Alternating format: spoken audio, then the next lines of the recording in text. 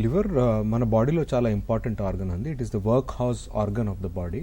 మీరు చెప్పినట్టు more than 500 important functions చేస్తుందండి. క్లాసికలీ ఇఫ్ యూ వాటిని కేటగరైజ్ చేయాలంటే డీటాక్సిఫికేషన్ అండి. లివర్ డీటాక్సిఫికేషన్ చేస్తుంది, మన బాడీలో ఉన్న అన్హెల్దీ ఆర్ హార్మ్ఫుల్ సబ్స్టెన్స్ని డీటాక్సిఫై చేస్తుంది, వాటిని క్లీన్ చేయడం ఫస్ట్ స్టెప్ అనమాట.